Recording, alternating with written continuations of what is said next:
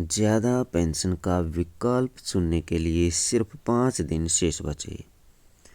Basic salary 50,000 हो तो 3 गुना से ज़्यादा बढ़ सकती है पेंशन।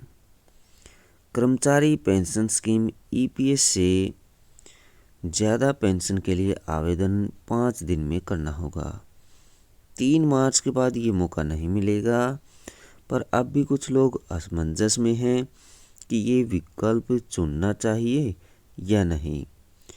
कुछ को तो ये भी स्पष्ट नहीं है कि वे इसके पात्र हैं या नहीं। आइए ये उलझनें दूर करते हैं। किस हद तक बढ़ेगी पेंशन?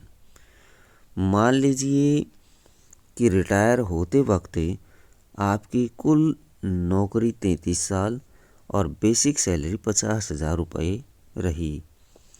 ऐसे में मौजूदा व्यवस्था के तहत पेंशन की गणना अधिकतम 15,000 रुपये की बेसिक सैलरी पर होगी। इस तरह 33 साल प्लस 2 35/70 गुणा 15,000 फॉर्मूले के हिसाब से आपको 7500 रुपये पेंशन मिलेगी। मौजूदा व्यवस्था में ये अधिकतम पेंशन है, लेकिन यदि आपने ज़्यादा पेंशन का विकल्प चुना तो आखिरी बेसिक सैलरी के हिसाब से 33 + 2 बराबर 35/70 गुणा 50,000 तो 25,000 रुपये पेंशन मिलेगी। ऊंची पेंशन का विकल्प चुनने के लिए पहले के कम योगदान की भरपाई कैसे होगी? इस मामले में इस बात पर ध्यान रखना जरूरी है कि ऊंची पेंशन के लिए सिर्फ अभी से रिटायर होने तक ही ज़्यादा योगदान की ज़रूरत नहीं होगी। ये विकल्प अपनाने वाले कर्मचारी को पिछले वर्षों के लिए भी अतिरिक्त योगदान करना होगा।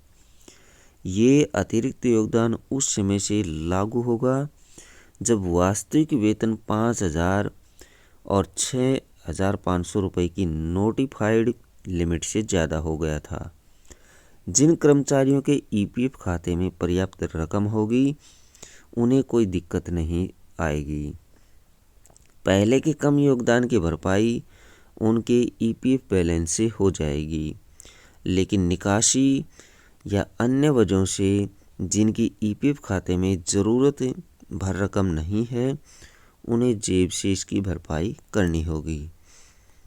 1 सितंबर 2014 तक ईपीएफ में योगदान न करने वाले भी आवेदन कर सकते हैं।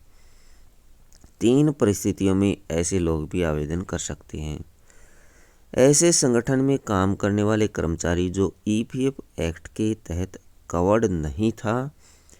ऐसे कर्मचारी जो नौकरी में नहीं थे लेकिन उन्होंने ईपीएफ और ईपीएस या दोनों से पैसे नहीं निकाले थे।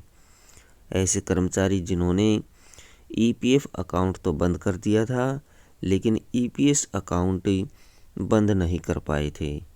ऐसा तब होता है जब कोई कर्मचारी 10 साल से ज़्यादा समय तक लगातार ईपीएफ अकाउंट जारी रखता है। ऐसे में वो ईपीएस से एक मुश्त रकम नहीं निकाल सकता। ऐसे लोग 58 साल की उम्र के बाद पेंशन पाने के हकदार होते हैं।